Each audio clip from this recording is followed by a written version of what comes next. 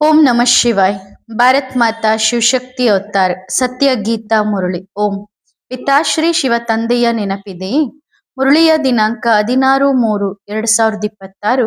ಬೆಳಗಿನ ತರಗತಿ revise course 24/10/1968. ಓಂ ನಮಃ ಶಿವಾಯ. ಪ್ರೀತಿಯ ಮಕ್ಕಳೇ, ಅನೇಕರ ಕಲ್ಯಾಣ ಮಾಡಬಲ್ಲಂತಹ ಬಾಬಾರವರ ರೈಟ್ ಹ್ಯಾಂಡ್ ಆಗಬೇಕು. ನರನಿಂದ ನಾರಾಯಣನಾಗುವ ವ್ಯಾಪಾರವನ್ನು ಬಿಟ್ಟು ಉಳಿದೆಲ್ಲ ವ್ಯಾಪಾರಗಳಲ್ಲೂ ನಷ್ಟವಿದೆ. ಈ ನರನಿಂದ ನಾರಾಯಣನಾಗುವ ವ್ಯಾಪಾರವನ್ನು ತಂದೆಯೇ ಕಲಿಸುತ್ತಾರೆ. ಈಗಂತೂ ಎಲ್ಲರ ಸಂಪಾದನೆಯು ಮುಕ್ತಾಯವಾಗಲಿದೆ. ಹಾಗಾದರೆ ಮತ್ತೆ ಯಾವ ಶಿಕ್ಷಣವನ್ನು ಓದಬೇಕು? ಓಂ ನಮಃ ಶಿವಾಯ. ಮಕ್ಕಳೇ, ನೀವಿಲ್ಲಿ ಕುಳಿತಾಗ ಬಾಬಾ ತಂದೆಯೂ ಆಗಿದ್ದಾರೆ, ಟೀಚರ್ ಕೂಡ ಆಗಿದ್ದಾರೆ ಮತ್ತು ಸದ್ಗುರು ಕೂಡ ಆಗಿದ್ದಾರೆ ಎಂದು ತಿಳಿದುಕೊಂಡಿದ್ದೀರಿ. ಮೂವರ ಅವಶ್ಯಕತೆ ಇರುತ್ತದೆ: ತಂದೆ, ಟೀಚರ್ ಮತ್ತು ಕೊನೆಯಲ್ಲಿ ಗುರು. ಇಲ್ಲಿ ನೆನಪು ಕೂಡ ಹೀಗೆಯೇ ಮಾಡಬೇಕು, ಏಕೆಂದರೆ ಇದು ಹೊಸ ಮಾತಾಗಿದೆ ಅಲ್ಲವೇ? ಬೇಹದ್ದಿನ ಬಾಬಾ ಕೂಡ ಆಗಿದ್ದಾರೆ. ಬೇಹದ್ದು ಎಂದರೆ ಎಲ್ಲರದ್ದು. ಇಲ್ಲಿ ಯಾರು ಬಂದರೂ ಬಾಬಾ ಎಂದೇ ಹೇಳುತ್ತಾರೆ. ಇದನ್ನು ಸ್ಮೃತಿಯಲ್ಲಿ ತಂದುಕೊಳ್ಳಿರಿ. ಇದರಲ್ಲಿ ಯಾರಿಗಾದರೂ ಸಂಶಯವಿದ್ದರೆ ಕೈ ಎತ್ತಿರಿ. ಇದು ಅದ್ಭುತ ಮಾತಾಗಿದೆ ಅಲ್ಲವೇ? ಜನ್ಮ ಜನ್ಮಾಂತರಗಳಲ್ಲೂ ನಿಮಗೆ ತಂದೆ, ಟೀಚರ್, ಗುರು ಎಂದು ತಿಳಿಯುವಂತಹವರು, ಅದು ಕೂಡ ಸುಪ್ರೀಂ, ಎಂದಿಗೂ ಸಿಕ್ಕಿರಲಿಕ್ಕಿಲ್ಲ. ಬೇಹದ್ದಿನ ತಂದೆ, ಬೇಹದ್ದಿನ ಟೀಚರ್, ಬೇಹದ್ದಿನ ಸದ್ಗುರು ಇಂಥವರು ಯಾವಾಗ ಸಿಕ್ಕರು? ಈ ಪುರುಷೋತ್ತಮ ಸಂಗಮ ಯುಗದ ಹೊರತಾಗಿ ಎಂದಿಗೂ ಸಿಗಲು ಸಾಧ್ಯವಿಲ್ಲ. ಇದರಲ್ಲಿ ಯಾರಿಗಾದರೂ ಸಂಶಯವಿದ್ದರೆ ಕೈ ಎತ್ತಿರಿ. ಇಲ್ಲಿ ಎಲ್ಲರೂ ನಿಶ್ಚಯ ಬುದ್ಧಿಯವರಾಗಿ ಕುಳಿತಿದ್ದೀರಿ. ಇಲ್ಲಿ ಕುಳಿತಾಗ ಯಾರನ್ನು ನೆನಪು ಮಾಡುತ್ತೀರಿ? ಶಿವ ಬಾಬಾ ಎಂದು ತಿಳಿದುಕೊಂಡಿದ್ದೀರಿ. ಅವರೇ ಓದಿಸುತ್ತಾರೆ. ನಂತರ ಗುರು ಕೂಡ ಆಗುತ್ತಾರೆ. ಮುಖ್ಯವಾಗಿ ಮೂವರೇ ಆಗಿದ್ದಾರೆ. ಬೇಹದ್ದಿನ ತಂದೆ ಜ್ಞಾನ ಕೂಡ ಕೊಡುತ್ತಾರೆ. ಅದು ಬೇಹದ್ದಿನದಾಗಿದೆ ಮತ್ತು ಒಂದೇ ಆಗಿದೆ. ಹದ್ದಿನ ಜ್ಞಾನವನ್ನಂತೂ ನೀವು ಅನೇಕ ಶಿಕ್ಷಣವನ್ನು ಓದುತ್ತಾ ಬಂದಿದ್ದೀರಿ. ಕೆಲವರು ವಕೀಲರಾಗುತ್ತಾರೆ, ಕೆಲವರು ಸರ್ಜನ್ ಆಗುತ್ತಾರೆ. ಏಕೆಂದರೆ ಇಲ್ಲಿ ಡಾಕ್ಟರ್, ವಕೀಲರು ಮುಂತಾದವರೆಲ್ಲರೂ ಬೇಕಲ್ಲವೇ? ಅಲ್ಲಿ ಇವರಾರ ಅವಶ್ಯಕತೆಯೂ ಇರುವುದಿಲ್ಲ. ಅಲ್ಲಿ ದುಃಖದ ಯಾವುದೇ ಮಾತೂ ಇರುವುದಿಲ್ಲ. ಹಾಗಾಗಿ ಈಗ ತಂದೆಯೇ ಕುಳಿತು ಮಕ್ಕಳಿಗೆ ಬೇಹದ್ದಿನ ಶಿಕ್ಷಣವನ್ನು ಕೊಡುತ್ತಾರೆ. ನಂತರ ಅರ್ಧ ಕಲ್ಪದವರೆಗೆ ನಿಮಗೆ ಯಾವುದೇ ಶಿಕ್ಷಣವನ್ನು ಓದುವ ಅವಶ್ಯಕತೆಯೇ ಇರುವುದಿಲ್ಲ. ಒಂದು ಸಾರಿ ಈ ಶಿಕ್ಷಣ ಸಿಗುತ್ತದೆ, ಅದು 21 ಜನ್ಮಗಳವರೆಗೆ ಫಲೀಭೂತವಾಗುತ್ತದೆ. ಅರ್ಥಾತ್ ಅದರ ಫಲ ಸಿಗುತ್ತದೆ. ಅಲ್ಲಿ ಡಾಕ್ಟರ್, ಜಡ್ಜ್, ವಕೀಲ್ ಮುಂತಾದವರು ಇರುವುದೇ ಇಲ್ಲ. ಇದು ನಿಶ್ಚಯವಿದೆ ಅಲ್ಲವೇ? ಅವಶ್ಯವಾಗಿ ಹೀಗೆಯೇ ಇದೆ. ಅಲ್ಲಿ ಯಾವುದೇ ದುಃಖ ಇರುವುದೇ ಇಲ್ಲ, ಕರ್ಮಭೋಗ ಇರುವುದೇ ಇಲ್ಲ. ತಂದೆಯೇ ಕರ್ಮಗಳ ಗತಿಯನ್ನು ತಿಳಿಸುತ್ತಾರೆ. ಆ ಗತಿಯನ್ನು ಹೇಳುವವರು ಇಂತಹ ಮಾತುಗಳನ್ನು ಹೇಳುತ್ತಾರೆಯೇ? ತಂದೆ ಹೇಳುತ್ತಾರೆ, ನಾನು ನಿಮಗೆ, ನೀವು ಮಕ್ಕಳಿಗೆ ಈ ಸಹಜ ರಾಜಯೋಗವನ್ನು ಕಲಿಸುತ್ತೇನೆ. ಅದರಲ್ಲಿ ಕೃಷ್ಣ ಭಗವಾನು ವಾಚ ಎಂದು ಬರೆದಿದ್ದಾರೆ. ಆದರೆ ಅದು ದೈವಿ ಗುಣಗಳಿರುವ ಮನುಷ್ಯ ವಾಚ ಆಗಿದೆ. ಶಿವ ಬಾಬಾ ಅಂತೂ ಯಾವುದೇ ಹೆಸರನ್ನು ಇಟ್ಟುಕೊಳ್ಳುವುದಿಲ್ಲ. ಅವರ ಬೇರೆ ಯಾವುದೇ ಹೆಸರಿಲ್ಲ. ತಂದೆ ಹೇಳುತ್ತಾರೆ, ನಾನು ಈ ಶರೀರವನ್ನು ಸಾಲವಾಗಿ ಪಡೆಯುತ್ತೇನೆ. ಈ ಶರೀರ ರೂಪಿ ಮನೆ ನನ್ನದಲ್ಲ, ಇದು ಕೂಡ ಮನೆಯಾಗಿದೆಯಲ್ಲವೇ? ಕಿಟಕಿಗಳು ಮುಂತಾದವೆಲ್ಲವೂ ಇವೆ. ಆದ್ದರಿಂದ ತಂದೆ ತಿಳಿಸುತ್ತಾರೆ, ನಾನು ನಿಮ್ಮ ಬೇಹದ್ದಿನ ತಂದೆಯಾಗಿದ್ದೇನೆ. ಅರ್ಥಾತ್ ಸರ್ವ ಆತ್ಮರುಗಳ ತಂದೆಯಾಗಿದ್ದೇನೆ. ಆತ್ಮಗಳಿಗೆ ಓದಿಸುತ್ತೇನೆ. ಅವರನ್ನು ಸ್ಪಿರಿಚುವಲ್ ಫಾದರ್, ಆತ್ಮಿಕ ತಂದೆ ಎಂದು ಕರೆಯಲಾಗುತ್ತದೆ. ಬೇರೆ ಯಾರಿಗೂ ಆತ್ಮಿಕ ತಂದೆ ಎಂದು ಕರೆಯುವುದಿಲ್ಲ. ಇಲ್ಲಿ ನೀವು ಮಕ್ಕಳು ತಿಳಿದುಕೊಂಡಿದ್ದೀರಿ, ಬೇಹದ್ದಿನ ತಂದೆ ಸ್ಪಿರಿಚುವಲ್ ಫಾದರ್ ಅಂದರೆ ಆತ್ಮಿಕ ತಂದೆ ಆಗಿದ್ದಾರೆ. ಕಲ್ಕತ್ತಾದಿಂದ ಸಮಾಚಾರ ಬಂದಿತ್ತು, ವರ್ಲ್ಡ್ ಸ್ಪಿರಿಚುವಲ್ ಕಾನ್ಫರೆನ್ಸ್ ನಡೆಯುತ್ತಿದೆ ಎಂದು. ವಾಸ್ತವದಲ್ಲಿ ಸ್ಪಿರಿಚುವಲ್ ಕಾನ್ಫರೆನ್ಸ್ ಅಂತೂ ಅಲ್ಲ. ಅವರೆಲ್ಲರೂ ನಾನ್ ಸ್ಪಿರಿಚುವಲ್ ಆಗಿದ್ದಾರೆ, ದೇಹಾಭಿಮಾನಿಗಳಾಗಿದ್ದಾರೆ. ತಂದೆ ಹೇಳುತ್ತಾರೆ, ಮಕ್ಕಳೇ, ದೇಹಿ ಅಭಿಮಾನಿ ಭವ. ದೇಹದ ಅಭಿಮಾನವನ್ನು ಬಿಡಿ, ಅವರು ಯಾರಿಗಾದರೂ ಆ ರೀತಿ ಹೇಳುತ್ತಾರೆಯೇ? ಸ್ಪಿರಿಚುಯಲ್ ಎಂಬ ಅಕ್ಷರವನ್ನು ಈಗ ಸೇರಿಸುತ್ತಾರೆ. ಮೊದಲು ಕೇವಲ ರಿಲಿಜಿಯನ್ ಕಾನ್ಫರೆನ್ಸ್ ಎಂದು ಹೇಳುತ್ತಿದ್ದರು, ಧಾರ್ಮಿಕ ಸಮ್ಮೇಳನ ಎಂದು ಹೇಳುತ್ತಿದ್ದರು. ಆದರೆ ಈಗ ಆ ರಿಲಿಜನ್ ಜೊತೆಗೆ ಸ್ಪಿರಿಚುಯಲ್ ಎಂಬುದನ್ನು ಸೇರಿಸುತ್ತಾರೆ. ಸ್ಪಿರಿಚುಯಲ್ ಎನ್ನುವುದರ ಅರ್ಥವನ್ನು ಯಾರು ತಿಳಿದುಕೊಂಡಿಲ್ಲ. ಸ್ಪಿರಿಚುಯಲ್ ಫಾದರ್ ಅರ್ಥಾತ್ ನಿರಾಕಾರಿ ತಂದೆ. ನೀವಾತ್ಮರು ಆತ್ಮಿಕ ಮಕ್ಕಳಾಗಿದ್ದೀರಿ. ಆತ್ಮಿಕ ತಂದೆಯೇ ಬಂದು ನಿಮಗೆ ಓದಿಸುತ್ತಾರೆ. ಈ ತಿಳುವಳಿಕೆ ಬೇರೆ ಯಾರಲ್ಲೂ ಇರಲು ಸಾಧ್ಯವಿಲ್ಲ. ತಂದೆಯೇ ಕುಳಿತು ತಿಳಿಸುತ್ತಾರೆ ನಾನು ಯಾರು ಎಂದು. ಗೀತೆಯಲ್ಲಿ ಇದು ಇಲ್ಲ. ತಂದೆ ಕುಳಿತು ಮಕ್ಕಳಿಗೆ ತಿಳಿಸುತ್ತಾರೆ ನಾನು ನಿಮಗೆ ಬೇಹದ್ದಿನ ಶಿಕ್ಷಣವನ್ನು ಕೊಡುತ್ತೇನೆ. ಇದರಲ್ಲಿ ವಕೀಲ್, ಸರ್ಜನ್, ಜಡ್ಜ್ ಮುಂತಾದವರ ಯಾರ ಅವಶ್ಯಕತೆಯೂ ಇಲ್ಲ. ಏಕೆಂದರೆ ಅಲ್ಲಿ ಸಂಪೂರ್ಣ ಸುಖವೇ ಸುಖವಿದೆ. ದುಃಖದ ಹೆಸರು ಗುರುತೇ ಇಲ್ಲ. ಇಲ್ಲಿ ಮತ್ತೆ ಸುಖದ ಹೆಸರು ಗುರುತೇ ಇಲ್ಲ. ಸುಖ ಅಂತೂ ಕಾಗೆಯ ಬಂಗಾರದ ಸಮಾನವಾಗಿದೆ. ಸ್ವಲ್ಪ ಸುಖವಿದೆ. ಹಾಗಾದರೆ ಅವರು ಬೇಹದ್ದಿನ ಸುಖದ ಜ್ಞಾನವನ್ನು ಹೇಗೆ ಕೊಡಬಲ್ಲರು? ಆದ್ದರಿಂದ ಕುರುಡು ಗುರುವಾಗಿದ್ದಾರೆ. ಶಿಷ್ಯರುಗಳ ಸತ್ಯನಾಶ ಎಂದು ಗಾಯನವೂ ಇದೆ. ಅಂದರೆ ಗುರು ಅಂಧಕಾರದಲ್ಲಿದ್ರೆ ಅಂತ ಗುರುಗಳಿಗೆ ಶಿಷ್ಯ ಆದಂತವರ ಸತ್ಯನಾಶವೂ ಆಗುತ್ತದೆ. ಎಲ್ಲರದ್ದು ಇದೇ ಗತಿಯಾಗಿದೆ. ಅರ್ಧ ಕಲ್ಪದಿಂದ ಭಕ್ತಿ ಮಾಡುತ್ತಾ ಬಂದಿದ್ದೀರಿ. ಈ ರೀತಿ ಮಾಡುತ್ತಾ ಸತ್ಯನಾಶವಾಗುತ್ತಾ ಹೋಗಿದ್ದೀರಿ. ಮೊಟ್ಟ ಮೊದಲು ಯಾವಾಗ ದೇವಿ ದೇವತೆಗಳ ರಾಜ್ಯವಿತ್ತು ಆಗ 100% ಎಲ್ಲವೂ ಚೆನ್ನಾಗಿತ್ತು. ಹಾಗಾಗಿ ಇದು ಬೇಹದ್ದಿನ ಜ್ಞಾನ ಆಗಿದೆ. ನೀವು ತಿಳಿದುಕೊಂಡಿದ್ದೀರಿ ಇದು ಮನುಷ್ಯ ಸೃಷ್ಟಿ ರೂಪಿ ವೃಕ್ಷವಾಗಿದೆ. ಇದರ ಬೀಜ ರೂಪ ಮೇಲಿದೆ. ಅವರಲ್ಲಿ ವೃಕ್ಷದ ಸಂಪೂರ್ಣ ಜ್ಞಾನವೂ ಇದೆ. ಮನುಷ್ಯರಿಗೆ ಈ ಜ್ಞಾನ ಇಲ್ಲ. ಮಾವಿನ ಬೀಜವಿದೆ, ಅದಕ್ಕೆ ಜ್ಞಾನ ಇರುತ್ತದೆಯೇ? ಅದಂತೂ ಜಡವಾಗಿದೆ. ನಿಮ್ಮಲ್ಲಿ ಆ ಬೀಜಗಳ ಸಂಪೂರ್ಣ ಜ್ಞಾನ ಕೂಡ ಇದೆ. ತಂದೆ ಹೇಳುತ್ತಾರೆ ನನ್ನಲ್ಲಿ ಜ್ಞಾನ ಇದೆ. ನಾನು ಚೈತನ್ಯ ಬೀಜ ರೂಪನಾಗಿದ್ದೇನೆ. ನನಗೆ ಜ್ಞಾನ ಸಾಗರ ಎಂದೇ ಹೇಳುತ್ತಾರೆ. ಜ್ಞಾನದಿಂದ ಗತಿ ಸದ್ಗತಿಯಾಗುತ್ತದೆ. ನಾನು ಎಲ್ಲರ ತಂದೆಯಾಗಿದ್ದೇನೆ. ನನ್ನನ್ನು ಗುರುತಿಸುವುದರಿಂದ ನೀವು ಮಕ್ಕಳಿಗೆ ಆಸ್ತಿ ಸಿಗುತ್ತದೆ. ಆದರೆ ಮತ್ತೆ ರಾಜಧಾನಿ ಇದೆ ಅಲ್ಲವೇ? ಸ್ವರ್ಗದಲ್ಲೂ ಅಂತಸ್ತುಗಳಂತೂ ನಂಬರ್ ವಾರ್ ಆಗಿಯೇ ಇರುತ್ತವೆ. ತಂದೆ ಒಂದೇ ಶಿಕ್ಷಣವನ್ನು ಓದಿಸುತ್ತಾರೆ. ಓದುವವರಂತೂ ನಂಬರ್ ವಾರ್ ಆಗಿದ್ದಾರೆ. ಇದರಲ್ಲಿ ಮತ್ತೆ ಬೇರೆ ಯಾವುದೇ ಶಿಕ್ಷಣದ ಅವಶ್ಯಕತೆ ಇಲ್ಲ. ಅಲ್ಲಿ ಯಾರು ಕಾಯಿಲೆಗೂ ಬೀಳುವುದಿಲ್ಲ. ಕಾಸು ದುಡ್ಡಿನ ಸಂಪಾದನೆಗಾಗಿ ಶಿಕ್ಷಣವನ್ನು ಓದುವುದಿಲ್ಲ. ನೀವು ಇಲ್ಲಿಂದ ಬೇಹದ್ದಿನ ಆಸ್ತಿಯನ್ನು ತೆಗೆದುಕೊಂಡು ಹೋಗುತ್ತೀರಿ. ಅಂದ್ರೆ ಪಾಯಿ ಪೈಸೆಯ ಸಂಪಾದನೆಗಾಗಿ ನಾವು ಈ ಶಿಕ್ಷಣನ ಓದ್ತಾ ಇಲ್ಲ. ಬೇಹದ್ದಿನ ಆಸ್ತಿಗೋಸ್ಕರ ನಾವು ಈ ಶಿಕ್ಷಣನ ಓದ್ತಾ ಇದ್ದೀವಿ. ಈ ಶಿಕ್ಷಣದಿಂದ ಬೇಹದ್ದಿನ ಆಸ್ತಿ ಸಿಗತ್ತೆ. ಅಲ್ಲಿ ನಮಗಿದನ್ನ ಯಾರು ಕೊಡಿಸಿದ್ದಾರೆ ಎಂದು ಕೂಡ ಗೊತ್ತಾಗುವುದಿಲ್ಲ. ಇದನ್ನು ನೀವು ಮಕ್ಕಳು ತಿಳಿದುಕೊಂಡಿದ್ದೀರಿ. ಹದ್ದಿನ ಜ್ಞಾನವಂತೂ ನೀವು ಓದುತ್ತಾ ಬಂದಿದ್ದೀರಿ. ಈಗ ಬೇಹದ್ದಿನ ಶಿಕ್ಷಣ ಓದಿಸುವವರನ್ನು ನೋಡಿದ್ದೀರಿ, ತಿಳಿದುಕೊಂಡಿದ್ದೀರಿ. ತಂದೆಯೂ ಆಗಿದ್ದಾರೆ, ಟೀಚರ್ ಕೂಡ ಆಗಿದ್ದಾರೆ. ಆ ತಂದೆಯೇ ಬಂದು ನಮಗೆ ಓದಿಸುತ್ತಾರೆ ಎಂದು ತಿಳಿದುಕೊಂಡಿದ್ದೀರಿ. ತಂದೆ ಸುಪ್ರೀಂ ಟೀಚರ್ ಕೂಡ ಆಗಿದ್ದಾರೆ. ರಾಜಯೋಗವನ್ನು ಕಲಿಸುತ್ತಾರೆ. ಸತ್ಯ ಸದ್ಗುರು ಕೂಡ ಆಗಿದ್ದಾರೆ. ಇದು ಬೇಹದ್ದಿನ ರಾಜಯೋಗವಾಗಿದೆ. ವಕೀಲರು ಮುಂತಾದವುಗಳನ್ನು ಓದುವುದಕ್ಕೂ ಟೀಚರ್ ಜೊತೆ ಬುದ್ಧಿಯೋಗವನ್ನು ಜೋಡಿಸಬೇಕಾಗುತ್ತದೆ. ಆದರೆ ಅವರು ವಕೀಲ ಅಥವಾ ವೈದ್ಯಕೀಯ ಶಿಕ್ಷಣವನ್ನೇ ಕಲಿಸುತ್ತಾರೆ. ಏಕೆಂದರೆ ಈ ಪ್ರಪಂಚವೇ ದುಃಖದ್ದಾಗಿದೆ ಅಲ್ಲವೇ? ಅವೆಲ್ಲವೂ ಹದ್ದಿನ ಶಿಕ್ಷಣ ಆಗಿವೆ. ಇದು ಬೇಹದ್ದಿನ ಶಿಕ್ಷಣ ಆಗಿದೆ. ತಂದೆ ಎಲ್ಲರಿಗೂ ಬೇಹದ್ದಿನ ಶಿಕ್ಷಣವನ್ನು ಓದಿಸುತ್ತಾರೆ. ಈ ತಂದೆ ಟೀಚರ್ ಸದ್ಗುರು ಕಲ್ಪಕಲ್ಪವೂ ಬರುತ್ತಾರೆ ಎನ್ನುವುದನ್ನು ತಿಳಿದುಕೊಂಡಿದ್ದೀರಿ. ಮತ್ತೆ ಸತ್ಯಯುಗ ತ್ರೇತಾಯುಗಕ್ಕಾಗಿ ಇದೇ ಶಿಕ್ಷಣವನ್ನು ತಂದೆ ಓದಿಸುತ್ತಾರೆ.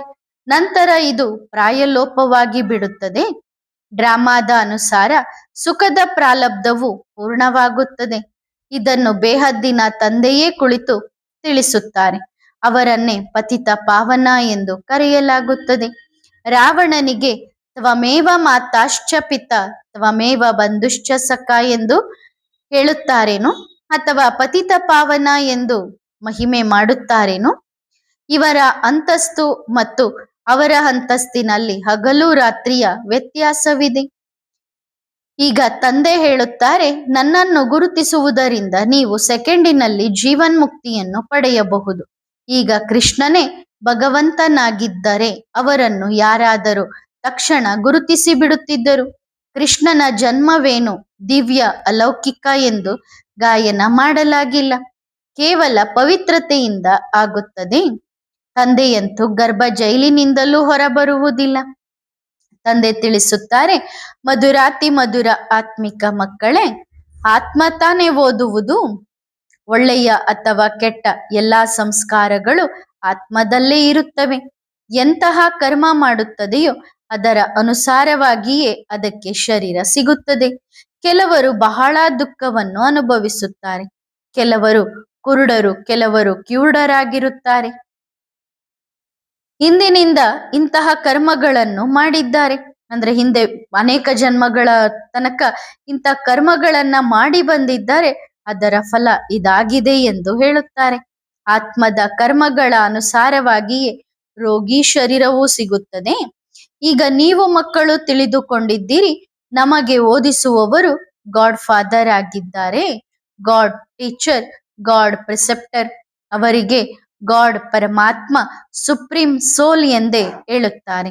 ಇವರನ್ನಂತೂ ಸುಪ್ರೀಂ ಎಂದು ಹೇಳುವುದಿಲ್ಲ. ಸುಪ್ರೀಂ ಅರ್ಥಾತ್ ಶ್ರೇಷ್ಠ, ಅತಿ ಶ್ರೇಷ್ಠ, ಪವಿತ್ರಕ್ಕಿಂತ ಪವಿತ್ರ.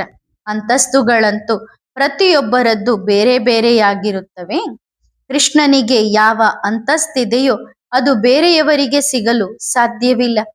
ಪ್ರೈಮ್ ಮಿನಿಸ್ಟರ್ನ ಅಂತಸ್ತನ್ನು ಬೇರೆಯವರಿಗೆ ಕೊಡುತ್ತಾರೆಯೇ? ತಂದೆಯ ಅಂತಸ್ತು ಕೂಡ ಬೇರೆಯಾಗಿದೆ. ಬ್ರಹ್ಮ ವಿಷ್ಣು ಶಂಕರರದ್ದು ಬೇರೆಯಾಗಿದೆ. ಬ್ರಹ್ಮ ದೇವತಾ, ವಿಷ್ಣು ದೇವತಾ, ಶಂಕರ ದೇವತಾ ಎಂದು ಹೇಳುತ್ತಾರೆ. ಈಗ ಶಂಕರ ದೇವತೆಯಾಗಿದ್ದಾರೆ, ಶಿವನಂತೂ ಪರಮಾತ್ಮನಾಗಿದ್ದಾರೆ ಅಲ್ಲವೇ? ಇಬ್ಬರನ್ನು ಸೇರಿಸಿ ಶಿವ ಶಂಕರ ಎಂದು ಹೇಗೆ ಹೇಳುತ್ತಾರೆ? ಇಬ್ಬರು ಬೇರೆ ಬೇರೆಯಾಗಿದ್ದಾರೆ ಅಲ್ಲವೇ? ಅರ್ಥ ಮಾಡಿಕೊಳ್ಳದ ಕಾರಣ ಶಿವಶಂಕರ ಒಂದೇ ಎಂದು ಹೇಳುತ್ತಾರೆ. ಹೆಸರನ್ನೂ ಕೂಡ ಹಾಗೆಯೇ ಇಡುತ್ತಾರೆ. ರಾಮ ಬೇರೆ, ಕೃಷ್ಣ ಬೇರೆ ಹೆಸರನ್ನು ಇಡುತ್ತಾರೆ. ಮತ್ತೆ ರಾಮ ಕೃಷ್ಣ ಎಂದು ಒಬ್ಬರಿಗೆ ಹೆಸರನ್ನು ಇಡುತ್ತಾರೆ. ಇಷ್ಟು ಶ್ರೇಷ್ಠ ಹೆಸರನ್ನು ಕನಿಷ್ಠರ ಮೇಲೆ ಇಡುತ್ತಾರೆಯೇ? ಎಲ್ಲಿ ಆ ರಾಧೆ ಕೃಷ್ಣ 100% ಪಾವನ, ಎಲ್ಲಿ ಈ ಪತಿತರು? ಹಾಗಾಗಿ ಇದನ್ನು ಇಲ್ರಿಬ್ರೇಟರ್ ಅಂದ್ರೆ ಅನಕ್ಷರಸ್ಥರು ಎಂದು ಹೇಳಲಾಗುತ್ತದೆ. ತಂದೆ ಇಂತಹ ಯಾವುದೇ ಹೆಸರನ್ನು ಇಟ್ಟಿಲ್ಲ. ತಂದೆಯಂತೂ ಬಹಳ ರಮಣೀಕವಾದ ಹೆಸರುಗಳನ್ನು ಇಟ್ಟಿದ್ದಾರೆ. ಎಲ್ಲಿ ಆ ಲಕ್ಷ್ಮೀನಾರಾಯಣರು ವಿಶ್ವದ ಮಾಲೀಕರು, ಎಲ್ಲಿ ಈ ಚೀಚಿ ಪತಿತತನ ತಲೆ ಕೆಳಗಾಗಿ ನೇತಾಡುವ ಗೂಬೆಯ ಸಮಾನ ಮನುಷ್ಯರು. ಹಾಗಾಗಿ ಈ ಎಲ್ಲಾ ಮಾತುಗಳನ್ನು ತಂದೆಯೇ ತಿಳಿಸುತ್ತಾರೆ. ಕಲ್ಪಕಲ್ಪವೂ ತಂದೆಯೇ ಬಂದು ತಿಳಿಸುತ್ತಾರೆ. ನೀವು ತಿಳಿದುಕೊಂಡಿದ್ದೀರಿ, ಇವರು ಬಾಬಾ ಕೂಡ ಆಗಿದ್ದಾರೆ, ಟೀಚರ್ ಕೂಡ ಆಗಿದ್ದಾರೆ ಮತ್ತು ಸದ್ಗುರು ಕೂಡ ಆಗಿದ್ದಾರೆ. ಪ್ರತಿಯೊಬ್ಬ ಮನುಷ್ಯನಿಗೂ ತಂದೆಯೂ ಇರುತ್ತಾರೆ, ಗುರು ಕೂಡ ಇರುತ್ತಾರೆ. ಯಾವಾಗ ವಯಸ್ಸಾಗುತ್ತದೆಯೋ ಆಗ ಗುರುವನ್ನಾಗಿ ಮಾಡಿಕೊಳ್ಳುತ್ತಾರೆ. ಇತ್ತೀಚೆಗಂತೂ ಚಿಕ್ಕ ವಯಸ್ಸಿನಲ್ಲೇ ಗುರುವನ್ನು ಮಾಡಿಸಿಬಿಡುತ್ತಾರೆ.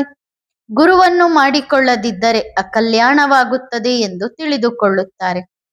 ಮೊದಲು 60 ವರ್ಷಗಳ ನಂತರ ಗುರುವನ್ನು ಮಾಡಿಕೊಳ್ಳುತ್ತಿದ್ದರು. ಅದು ವಾನಪ್ರಸ್ಥ ಸ್ಥಿತಿ ನಿರ್ಮಾಣವಾಗಿರುತ್ತದೆ. ಅರ್ಥಾತ್ ಶಬ್ದದಿಂದ ದೂರವಾದ ಧಾಮವು ಸ್ವೀಟ್ ಸೈಲೆನ್ಸ್ ಹೋಮ್ ಆಗಿದೆ.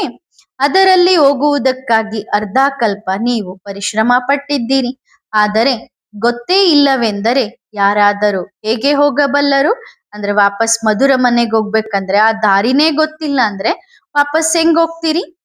ಯಾರಾದರೂ ದಾರಿಯನ್ನು ಹೇಗೆ ತೋರಿಸಬಲ್ಲರು? ಒಬ್ಬರ ಹೊರತಾಗಿ ಯಾರು ಆ ದಾರಿಯನ್ನು ತೋರಿಸಲು ಸಾಧ್ಯವಿಲ್ಲ. ಎಲ್ಲರ ಬುದ್ಧಿಯು ಒಂದೇ ರೀತಿ ಇರುವುದಿಲ್ಲ. ಕೆಲವರಂತೂ ಕಥೆಯನ್ನು ಕುಳಿತು ಕೇಳುವಂತಿರುತ್ತಾರೆ, ಲಾಭವೇನೂ ಇಲ್ಲ. ಅವರ ಉನ್ನತಿಯೂ ಇಲ್ಲ. ಅಂದ್ರೆ ಬಾಬನ್ ಜ್ಞಾನನ ಕತೆ ಕೇಳ್ದಂಗೆ ಕೇಳ್ತಾ ಹೋದ್ವಿ ಅಂದ್ರೆ ನಮಗದ್ರಿಂದ ಲಾಭನೂ ಇಲ್ಲ, ಉನ್ನತಿನೂ ಇಲ್ಲ. ನೀವು ಜನ್ಮ ಜನ್ಮಾಂತರಗಳಿಂದ ಎಷ್ಟೊಂದು ಕತೆಗಳನ್ನು ಕೇಳಿದ್ದೀರಿ. ಅಸಂಖ್ಯಾತ ಶಾಸ್ತ್ರಗಳಿವೆ. ತಂದೆ ಯಾವುದಾದರೂ ಶಾಸ್ತ್ರವನ್ನು ತೆಗೆದುಕೊಳ್ಳುತ್ತಾರೆಯೇ? ಏನೂ ಇಲ್ಲ, ಅವಶ್ಯಕತೆಯೇ ಇಲ್ಲ. ಅಂದ್ರೆ ಶುಭಾಬ ಶಾಸ್ತ್ರ ಹಿಡ್ಕೊಂಡು ಓದಿ ಹೇಳೋ ಅವಶ್ಯಕತೆ ಇಲ್ಲ. ತ್ರಿಮೂರ್ತಿಗಳು ಕೂಡ ಸೂಕ್ಷ್ಮವತನದಲ್ಲಿ ಇರುತ್ತಾರೆ. ಇದನ್ನು ಕೇವಲ ತಿಳಿಸುವುದಕ್ಕಾಗಿ ತೋರಿಸುತ್ತಾರೆ. ಸೂಕ್ಷ್ಮವತನದಲ್ಲಂತೂ ಮೂಳೆ ಮಾಂಸವನ್ನು ತೋರಿಸುವುದಿಲ್ಲ. ಅವರನ್ನು ಫರಿಸ್ತಾ ಎಂದು ಕರೆಯುತ್ತಾರೆ. ಇದು ಕೂಡ ಗಾಯನವಿದೆ. ಮೃಗಕ್ಕೆ ಸಾವು, ಬೇಟೆಗಾರನಿಗೆ ಬೇಟೆ. ಅಂದ್ರೆ ಬೆಕ್ಕಿಗೆ ಚೆಲ್ಲಾಟ, ಇಲಿಗೆ ಪ್ರಾಣ ಸಂಕಟ ಎನ್ನುವಂತೆ ಬೇಟೆಗಾರ ಬೇಟೆ ಆಡ್ತಾ ಇರ್ತಾನೆ, ಆ ಬೇಟೆ ಆಡಿಸ್ಕೊಳ್ಳೋ ಪ್ರಾಣಿಗೆ ಪ್ರಾಣ ಸಂಕಟ ಆಗಿರುತ್ತದೆ. ನೀವೀಗ ತೋಟದ ಹೂವುಗಳಾಗುತ್ತೀರಿ, ಹೂವಿನಿಂದ ಮುಳ್ಳಾಗಿದ್ದೀರಿ. ಮತ್ತೆ ತಂದೆ ಮುಳ್ಳಿನಿಂದ ಹೂವನ್ನಾಗಿ ಮಾಡುತ್ತಾರೆ. ನೀವೇ ಪೂಜ್ಯರಾದವರು ಮತ್ತೆ ಪೂಜಾರಿಗಳಾದಿರಿ. 84 ಜನ್ಮಗಳನ್ನು ತೆಗೆದುಕೊಳ್ಳುತ್ತಾ ಸತೋಪ್ರಧಾನದಿಂದ ತಮೋಪ್ರಧಾನರ ಪತಿತರಾಗಿದ್ದೀರಿ. ತಂದೆ ಸಂಪೂರ್ಣ ಏಣಿಯ ಬಗ್ಗೆ ತಿಳಿಸಿದ್ದಾರೆ. ಈಗ ಮತ್ತೆ ನಾವು ಪತಿತರಿಂದ ಪಾವನರಾಗುವುದು ಹೇಗೆ ಎಂದು ಯಾರಿಗೂ ಗೊತ್ತಿಲ್ಲ. ಗಾಯನ ಕೂಡ ಮಾಡುತ್ತಾರೆ. ಹೇ ಪತಿತ ಪಾವನ, ನೀವು ಬನ್ನಿರಿ, ನೀವು ಬಂದು ನಮ್ಮನ್ನು ಪಾವನರನ್ನಾಗಿ ಮಾಡಿರಿ ಎಂದು. ನೀರಿನ ನದಿಗಳು, ಸಾಗರ ಮುಂತಾದವುಗಳನ್ನು ಪತಿತ ಪಾವನ ಎಂದು ತಿಳಿದು ಏಕೆ ಹೋಗಿ ಸ್ನಾನ ಮಾಡುತ್ತಾರೆ?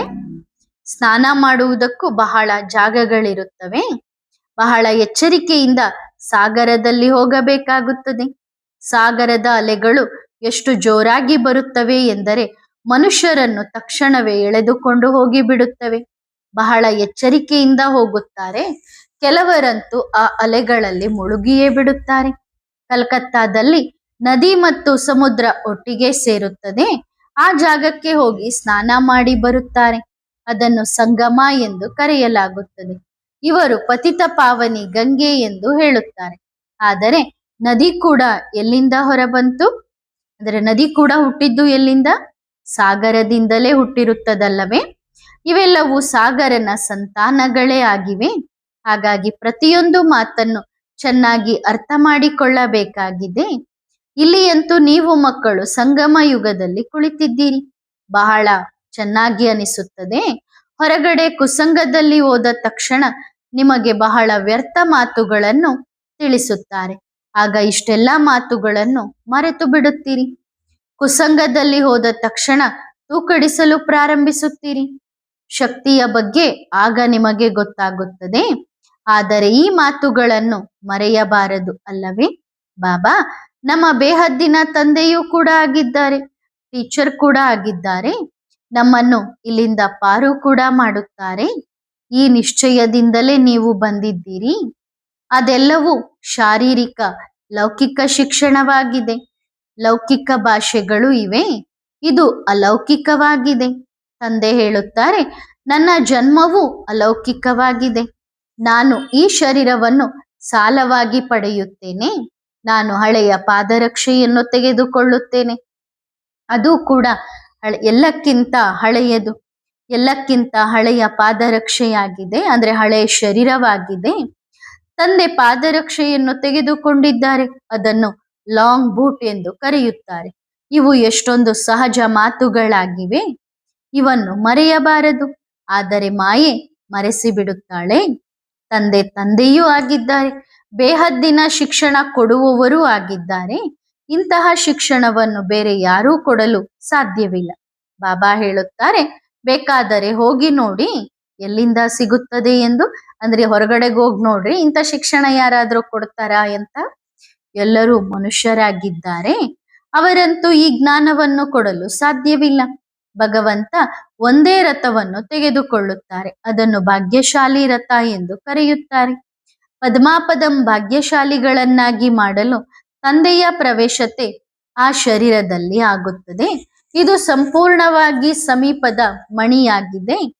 ಬ್ರಹ್ಮ ಅವರೇ ವಿಷ್ಣುವಾಗುತ್ತಾರೆ. ಶಿವಬಾಬಾ ಇವರಿಗೆ ಇದನ್ನು ತಿಳಿಸುತ್ತಾರೆ. ನಿಮಗೂ ಇವರ ಮೂಲಕ ಶಿವಬಾಬನೇ ತಿಳಿಸುತ್ತಾರೆ. ಬ್ಯಾಡ್ಜ್ನಲ್ಲಿ ಎಷ್ಟು ಸ್ಪಷ್ಟವಾಗಿದೆ. ಶಿವಬಾಬಾ ಬ್ರಹ್ಮನ ಮುಖಾಂತರ ಇವರನ್ನಾಗಿ ಮಾಡುತ್ತಾರೆ. ಬ್ರಹ್ಮ ಸರಸ್ವತಿಯೇ ಮತ್ತೆ ಲಕ್ಷ್ಮೀ ನಾರಾಯಣರಾಗುತ್ತಾರೆ. ವಿಷ್ಣುವಿನ ಪುರಿಯ ಸ್ಥಾಪನೆಯಾಗುತ್ತದೆ. ಇದನ್ನು ರಾಜಯೋಗ, ರಾಜಧಾನಿಯನ್ನು ಸ್ಥಾಪನೆ ಮಾಡುವುದು ಎಂದು ಕರೆಯಲಾಗುತ್ತದೆ. ಈಗ ಇಲ್ಲಿ ಕೇಳುತ್ತಾ ಇದ್ದೀರಿ, ಆದರೆ ಬಾಬಾ ತಿಳಿದುಕೊಂಡಿದ್ದರೆ ಜ್ಞಾನ ಅನೇಕರ ಕಿವಿಯಿಂದ ಸೋರಿ ಹೋಗುತ್ತದೆ. ಕೆಲವರು ಧಾರಣೆ ಮಾಡಿಕೊಂಡು ಅನೇಕರಿಗೆ ತಿಳಿಸಬಲ್ಲರು. ಅವರನ್ನು ಮಹಾರಥಿಗಳು ಎಂದು ಕರೆಯಲಾಗುತ್ತದೆ. ನೀವು ಕೇಳಿಕೊಂಡು ಧಾರಣೆ ಮಾಡುತ್ತೀರಿ ಮತ್ತು ಬೇರೆಯವರಿಗೆ ಆಸಕ್ತಿಯಿಂದ ತಿಳಿಸುತ್ತಾರೆ. ಮಹಾರಥಿಗಳು ತಿಳಿಸುವವರಾಗಿದ್ದಾರೆ, ತಕ್ಷಣ ಅರ್ಥ ಮಾಡಿಕೊಳ್ಳುತ್ತಾರೆ. ಕುದುರೆ ಸವಾರರಿಂದ ಕಡಿಮೆ ಅಂದ್ರೆ ಕಾಲಾಳುಗಳ ಪದವಿ ಕಡಿಮೆ ಇರುತ್ತದೆ. ಕಾಲಾಳುಗಳಿಗಿಂತಲೂ ಇನ್ನೂ ಕಡಿಮೆ ಇದ್ದಾರೆ. ಯಾರ್ಯಾರು ಮಹಾರಥಿಗಳಾಗಿದ್ದಾರೆ, ಯಾರು ಕುದುರೆ ಸವಾರರಾಗಿದ್ದಾರೆ ಎನ್ನುವುದನ್ನು ತಂದೆ ತಿಳಿದುಕೊಂಡಿದ್ದಾರೆ. ಯಾರು ಕುದುರೆ ಸವಾರರಾಗಿದ್ದಾರೆ ಎನ್ನುವುದನ್ನು ತಂದೆ ತಿಳಿದುಕೊಂಡಿದ್ದಾರೆ. ಈಗ ಇದರಲ್ಲಿ ಗೊಂದಲಕ್ಕೊಳಗಾಗುವ ಮಾತೇ ಇಲ್ಲ. ಆದರೂ ತೂಕಡಿಸುತ್ತಿರುತ್ತಾರೆ. ಕಣ್ಣುಗಳನ್ನು ಮುಚ್ಚಿಕೊಂಡು ಕುಳಿತುಕೊಳ್ಳುತ್ತಾರೆ. ಸಂಪಾದನೆಯಲ್ಲಿ ಎಂದಾದರೂ ತೂಕಡಿಕೆ ಬರುತ್ತದೆಯೇ? ಆಕಳಿಕೆಯಿಂದ ಬಾಬಾ ಅರ್ಥ ಮಾಡಿಕೊಳ್ಳುತ್ತಾರೆ ಇವರು ಸುಸ್ತಾಗಿದ್ದಾರೆ ಎಂದು. ಸಂಪಾದನೆಯಲ್ಲಿ ಎಂದಿಗೂ ಸುಸ್ತು ಆಗುವುದಿಲ್ಲ. ಆಕಳಿಕೆಯು ಉದಾಸೀನತೆಯ ಗುರುತಾಗಿದೆ. ಮತ್ತೆ ಧಾರಣೆಯಾಗಲು ಸಾಧ್ಯವಿಲ್ಲ. ಒಳಗೊಳಗೆ ಯಾವುದಾದರೊಂದು ಮಾತಿನ ಬಗ್ಗೆ ತೊಳಲಾಡುತ್ತಿರುವವರಿಗೆ ಆಕಳಿಕೆ ಬಹಳ ಬರುತ್ತದೆ. ಈಗ ನೀವು ತಂದೆಯ ಮನೆಯಲ್ಲಿ ಕುಳಿತಿದ್ದೀರಿ. ಇದನ್ನು ಈಶ್ವರೀಯ ಪರಿವಾರ ಎಂದು ಕರೆಯಲಾಗುತ್ತದೆ. ಕೇವಲ ಈಶ್ವರೀಯ ಪರಿವಾರವೂ ಅಲ್ಲ, ಆದರೆ ಅವರು ಟೀಚರ್ ಕೂಡ ಆಗಿದ್ದಾರೆ, ಸದ್ಗುರು ಕೂಡ ಆಗಿದ್ದಾರೆ. ಪರಿವಾರವೂ ಹೀಗಿದೆ, ಮಕ್ಕಳೂ ಆಗಿದ್ದಾರೆ, ಟೀಚರ್ ಕೂಡ ಆಗಿದ್ದಾರೆ, ಮತ್ತೆ ದಾರಿಯನ್ನು ತೋರಿಸುವುದಕ್ಕಾಗಿ ಗುರು ಕೂಡ ಆಗುತ್ತಾರೆ. ಮಾಸ್ಟರ್ ಗುರು ಎಂದು ಹೇಳಲಾಗುತ್ತದೆ ಅಲ್ಲವೇ? ಮಾಸ್ಟರ್ ಗುರು ಎಂದು ಹೇಳಲಾಗುತ್ತದೆ ಅಲ್ಲವೇ? ಹಾಗಾಗಿ ಅನೇಕರ ಕಲ್ಯಾಣ ಮಾಡಬಲ್ಲಂತಹ ಬಾಬಾರವರ ರೈಟ್ ಹ್ಯಾಂಡ್ ಆಗಬೇಕು. ನರನಿಂದ ನಾರಾಯಣನಾಗುವ ವ್ಯಾಪಾರವನ್ನು ಬಿಟ್ಟು ಉಳಿದೆಲ್ಲ ವ್ಯಾಪಾರಗಳಲ್ಲೂ ನಷ್ಟವಿದೆ. ಎಲ್ಲರ ಸಂಪಾದನೆಯು ಮುಕ್ತಾಯವಾಗಲಿದೆ. ನರನಿಂದ ನಾರಾಯಣನಾಗುವ ವ್ಯಾಪಾರವನ್ನು ತಂದೆಯೇ ಕಲಿಸುತ್ತಾರೆ. ಹಾಗಾದರೆ ಮತ್ತೆ ಯಾವ ಶಿಕ್ಷಣವನ್ನು ಓದಬೇಕು? ಯಾರ ಬಳಿ ಬಹಳ ಹಣವಿದೆಯೋ ಅವರು ಸ್ವರ್ಗ ಇಲ್ಲೇ ಇದೆ ಎಂದು ತಿಳಿದುಕೊಳ್ಳುತ್ತಾರೆ. ಬಾಪು ಗಾಂಧಿಯವರು ರಾಮರಾಜ್ಯವನ್ನು ಸ್ಥಾಪನೆ ಮಾಡಿದರು ಎಂದು. ಅರೆ, ಈ ಪ್ರಪಂಚವಂತೂ ತಮೋಪ್ರಧಾನವಾಗಿದೆ, ಹಳೆಯದಾಗಿದೆ ಅಲ್ಲವೇ? ದುಃಖವು ಇನ್ನೂ ಹೆಚ್ಚಾಗುತ್ತಲೇ ಹೋಗುತ್ತಿದೆ. ಇದನ್ನು ರಾಮರಾಜ್ಯ ಎಂದು ಹೇಗೆ ಹೇಳುತ್ತಾರೆ? ಆದರೆ ಆ ಮಾತನ್ನೇ ಕೇಳಬೇಡಿ. ಭಗವಂತನಂತೂ ಕಣಕಣದಲ್ಲೂ ಎಂದು ಎಲ್ಲದರಲ್ಲೂ ಸೇರಿಸಿ ಬಿಡುತ್ತಾರೆ. ಗಾಂಧೀಜಿಯವರ ಬಗ್ಗೆ ಎಂದಾದರೂ ಗಾಂಧೀಜಿಯವರು ಕಣಕಣದಲ್ಲಿದ್ದಾರೆ ಎಂದು ಹೇಳುತ್ತಾರೆಯೇ? ಅಥವಾ ಅವರು ಮೈನ್ ಅವತಾರ, ಮತ್ಸ್ಯ ಅವತಾರ, ಆಮೆ ಅವತಾರ ಎಂದು ಹೇಳುತ್ತಾರೆಯೇ? ಎಷ್ಟೊಂದು ತಿಳುವಳಿಕೆ ಇಲ್ಲದವರಾಗಿದ್ದಾರೆ. ತಿಳುವಳಿಕೆ ಇಲ್ಲದವರನ್ನು ತಮೋಪ್ರಧಾನ ಎಂದು ಕರೆಯಲಾಗುತ್ತದೆ. ತಿಳುವಳಿಕೆಯುಳ್ಳವರು ಸತೋಪ್ರಧಾನರಾಗಿರುತ್ತಾರೆ. ಈ ಚಕ್ರವು ತಿರುಗುತ್ತಲೇ ಇರುತ್ತದೆ. ಇದರಲ್ಲಿ ತಂದೆಯಿಂದ ಕೇಳುವಂತಹದ್ದು ಏನೂ ಇರುವುದಿಲ್ಲ. ರಚಯಿತ ಮತ್ತು ರಚನೆಯ ಜ್ಞಾನವನ್ನು ಕೊಡುವುದು ತಂದೆಯ ಕರ್ತವ್ಯವಾಗಿದೆ. ಅದನ್ನಂತೂ ಕೊಡುತ್ತಲೇ ಇರುತ್ತಾರೆ. ಮುರುಳಿಯಲ್ಲಿ ಎಲ್ಲವನ್ನು ತಿಳಿಸುತ್ತಲೇ ಇರುತ್ತಾರೆ. ಎಲ್ಲ ಮಾತುಗಳ ಉತ್ತರ ಸಿಗುತ್ತದೆ. ಬಾಕಿ ಏನು ಕೇಳುತ್ತೀರಿ? ತಂದೆಯ ಹೊರತಾಗಿ ಯಾರೂ ತಿಳಿಸಲು ಸಾಧ್ಯವಿಲ್ಲವೆಂದ ಮೇಲೆ ಕೇಳುವುದಾದರೂ ಹೇಗೆ? ಸತ್ಯಯುಗದಲ್ಲಿ ಮೆಡಿಕಲ್ ಆಫೀಸರ್ಸ್ನ ಅವಶ್ಯಕತೆಯೇ ಇಲ್ಲ.